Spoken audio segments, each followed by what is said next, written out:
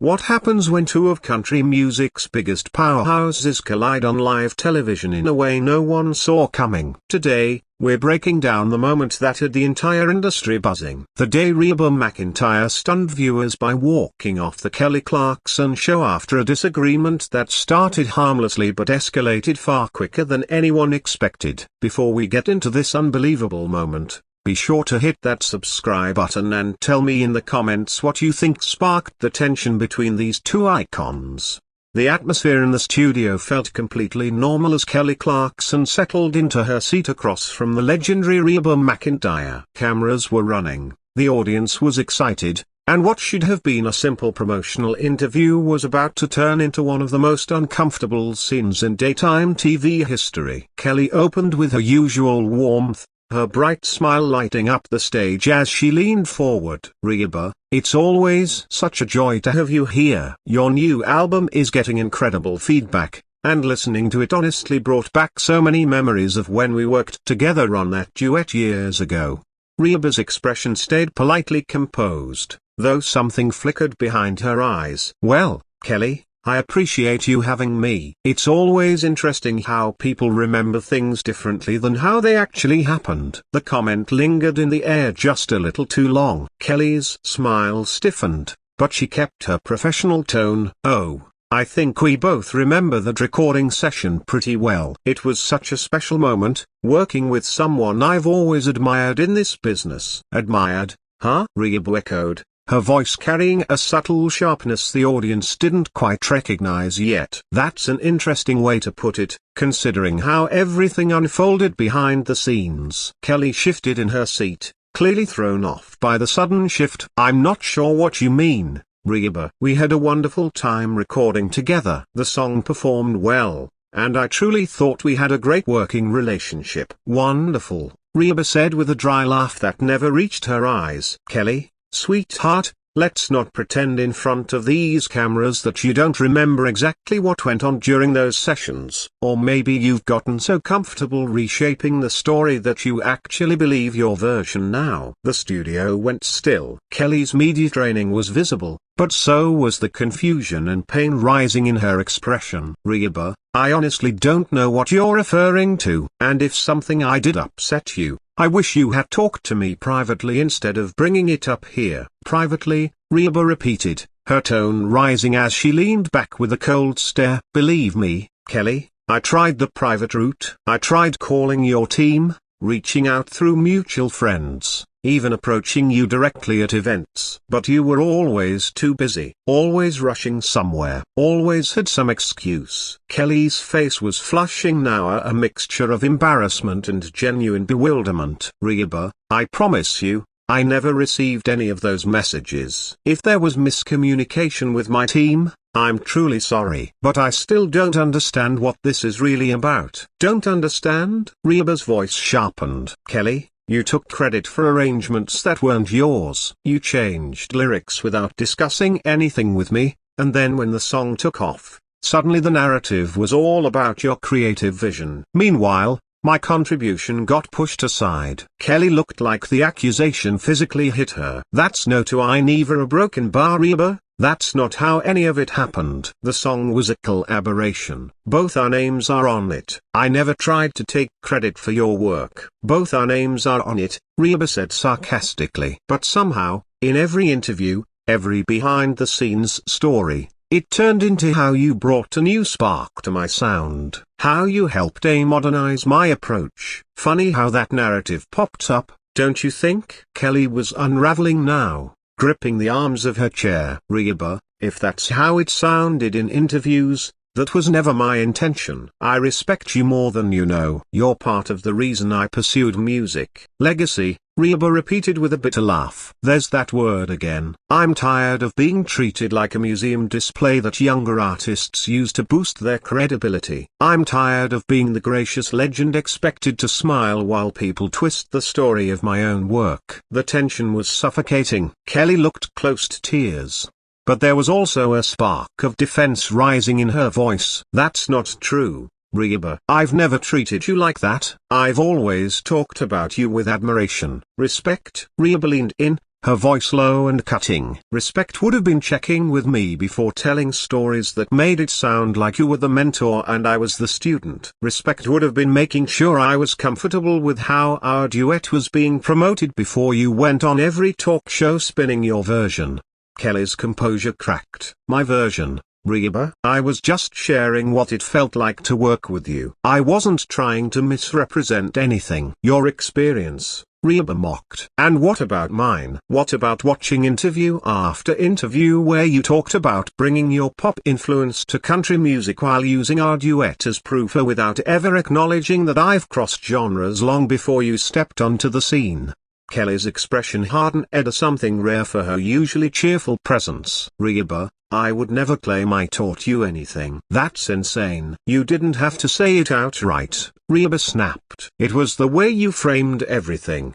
A young pop star helps country legend find a new sound.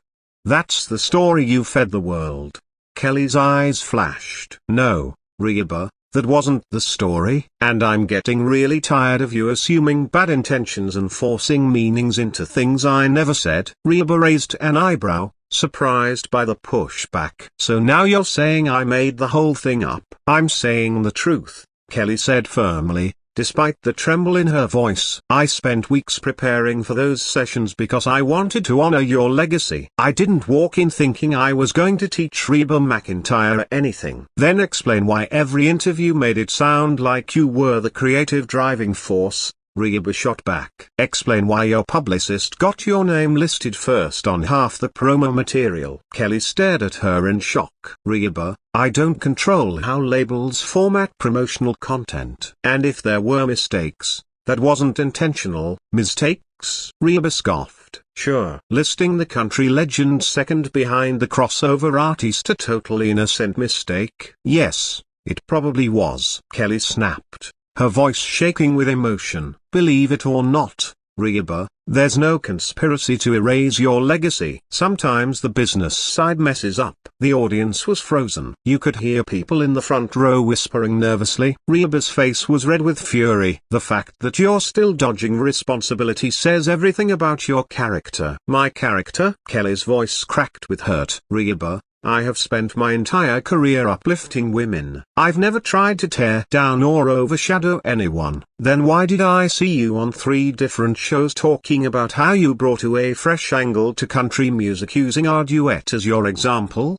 Kelly threw her hands up. Because that's what interviewers ask when you do a country collaboration. They ask about the creative process. I wasn't trying to overshadow yours. Your experience of supposedly teaching a country music veteran new tricks. Reba's sarcasm was razor sharp. Now your version of events includes helping modernize my sound. Those were your exact words on The Tonight Show. Kelly, I watched that interview. I even saved the recording. Kelly's face drained of color. I never said I was teaching you anything. Reba, if I mentioned adding my perspective to the song, that's because collaboration means bringing your strengths together. That's how music works. Collaboration, Reba repeated coldly. You want to know what real collaboration looks like? Real collaboration is when both artists receive equal respect in the story. Real collaboration is when the younger artist acknowledges what she learned from someone who's been doing this for decades. Not the opposite. I did acknowledge that, Kelly insisted, her voice cracking. In several interviews, I talked about how much I learned from you and how honored I was to work with you. After the fact, Reba cut in sharply. After people started pointing out how badly you were framing the project. After your team realized how awful it looked that you were presenting yourself as the creative lead on a duet with Reba McEntire. Kelly was trembling now, whether from heartbreak or fury. That is not what happened, and deep down you know it. I never portrayed myself as anything other than grateful to work with you. Grateful? Reba gave a bitter laugh. Right up until it was time to promote the song and suddenly you were overflowing with insights about bringing country music into the modern era because that's what the media wanted to hear.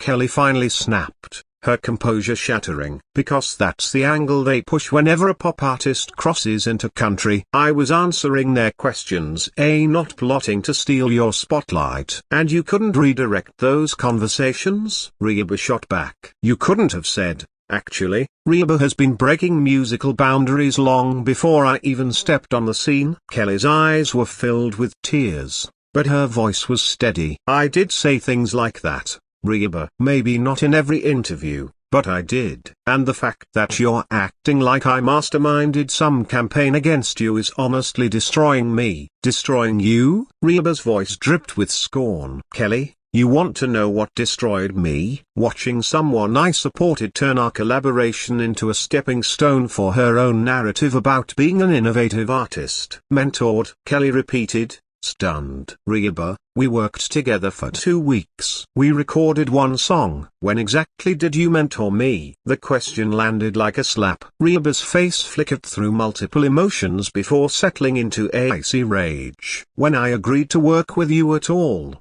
Kelly. When I lent my name, my brand, to help you gain credibility in country music. That was mentorship, whether you want to accept it or not. Kelly stared at her for a long moment. When she finally spoke, her voice was soft but cutting. So you think collaborating with me was charity? You think working with me was some kind of favor you granted to the little pop star? I think, Reba replied slowly, that I gave you an opportunity that opened doors in a genre you weren't fully established in. And instead of showing appreciation, you twisted it into a story about your artistic evolution. Kelly's self-control cracked. You know what, Reba? You're right about one thing. That collaboration did teach me something important about this industry. Her words sliced through the studio. Reba raised her eyebrows, not expecting this turn. Oh, really? And what exactly did it teach you? Kelly wiped her cheeks but kept her voice steady and sharp. It taught me that some people are so insecure about staying relevant that they have to control every version of the story even years after the fact.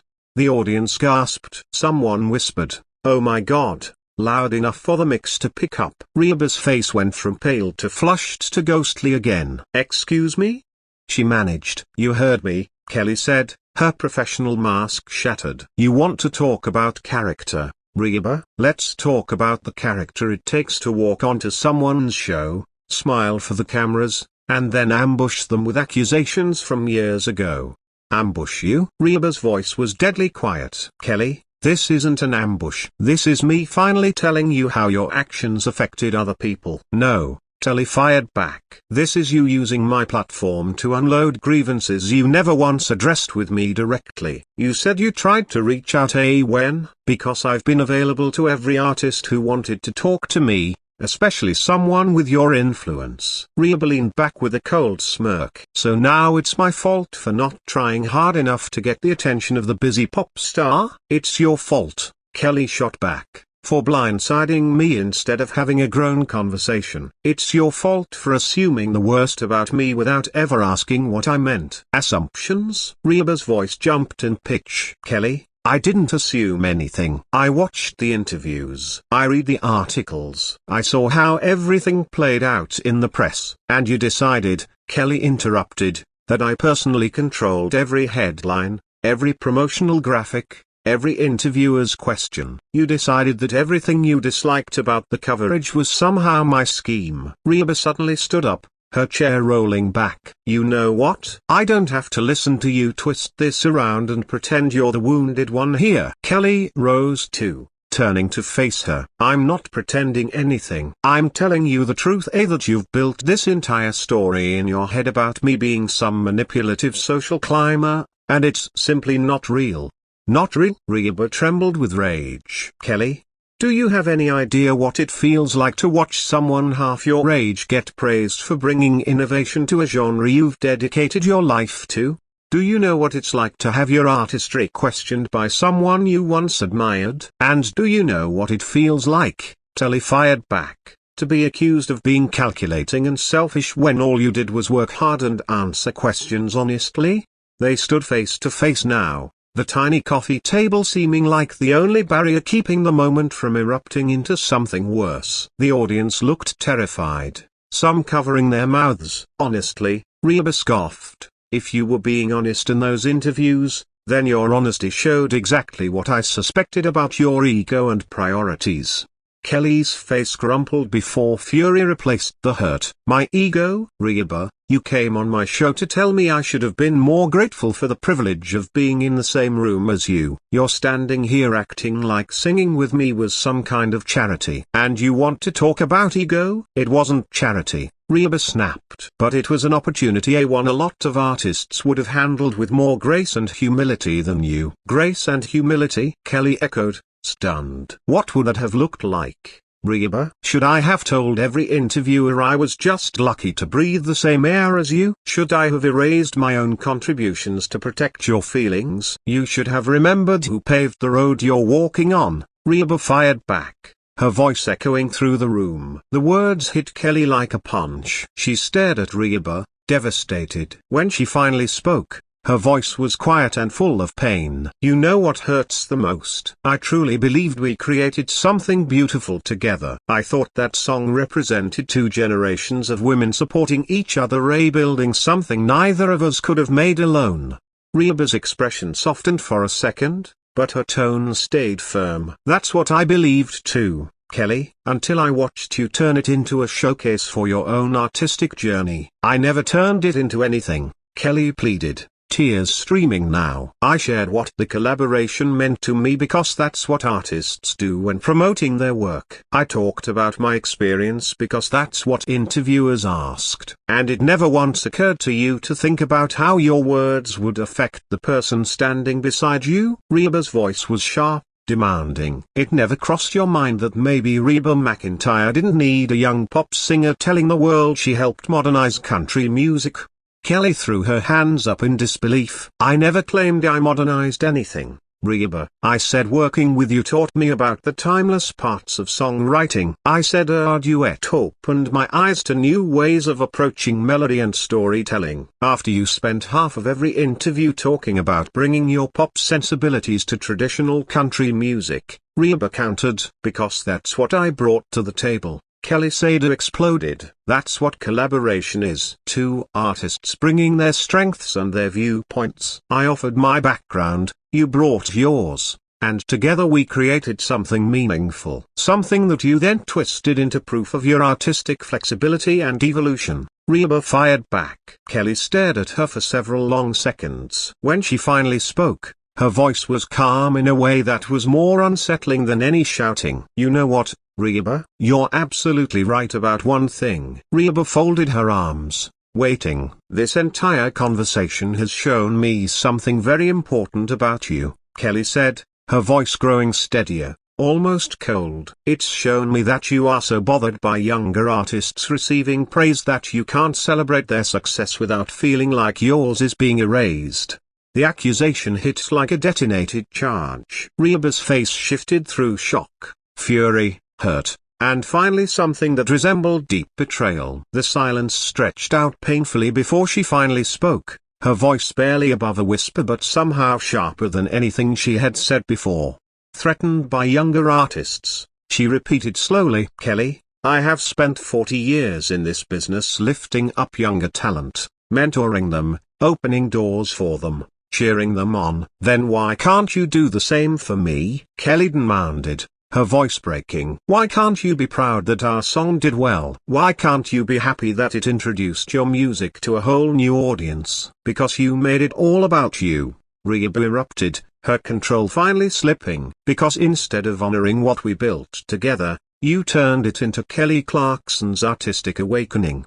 Because what should have celebrated both of us became a talking point for your own evolution. Kelly's face was streaked with tears, but her voice stayed solid. That is not what I did. And somewhere deep inside, you know that. What really bothers you is that I didn't center every interview around how grateful I was to be standing next to the legendary Reba McEntire.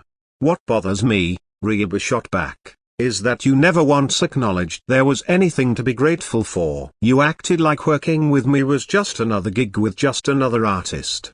Because that's what it was supposed to be. Kelly screamed, finally losing the last trace of composure. We were supposed to be equals two musicians creating something beautiful. It wasn't supposed to be me bowing and scraping like I should be thankful for leftovers from the Queen's table. The words hit Reba like a punch. Her mouth dropped open, and for several seconds she simply stared at Kelly, wounded beyond anger. When she finally spoke, her voice sounded like something had cracked inside her. "Scraps from the Queen's table," she repeated, hollow. "Is that really what you think of me? Is that how you see someone who has given everything to this industry and has tried to lift every artist she's ever worked with?" Kelly's face crumpled, realizing instantly that she had gone too far. "Reba, I didn't mean it that way. I just meant I never believe our collaboration was charity or some kind of favor you were doing for me." But Reba was already shaking her head,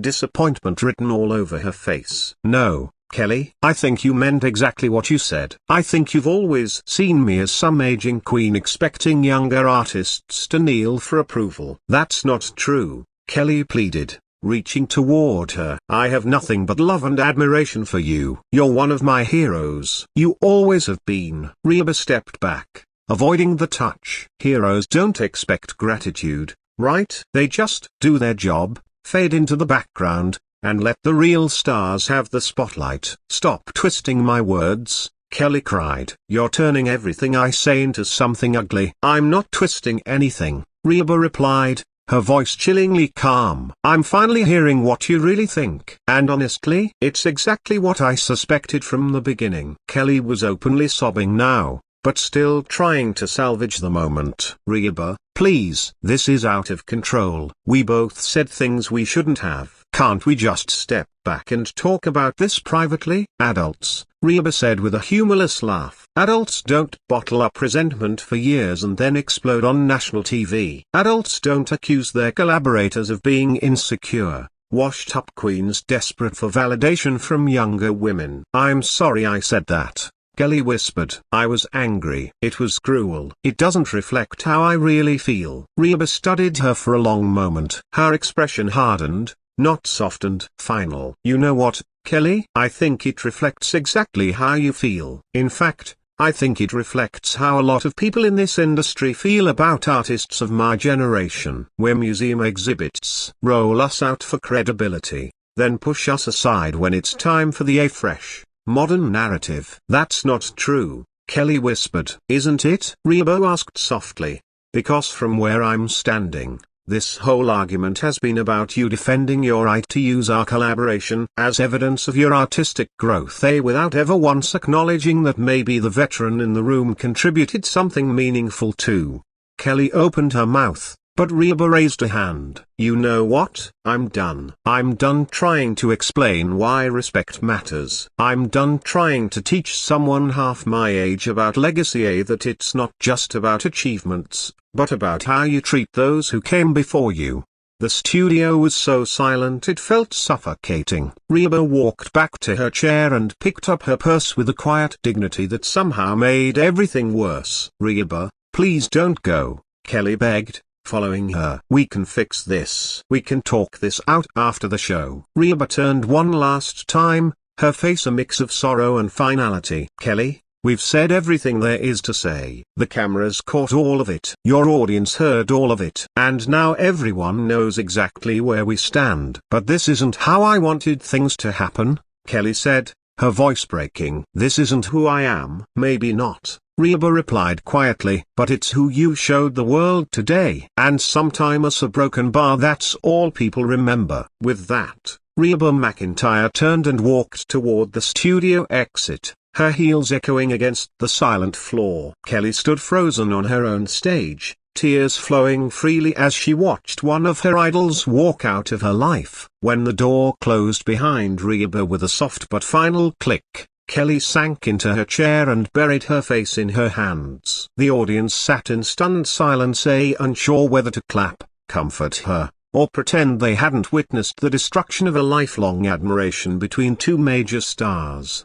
The cameras kept rolling, capturing every second of Kelly's breakdown. And somewhere in the control room, the producers were already calculating the social media storm that was about to erupt, what would soon become one of the most unforgettable moments in daytime TV history.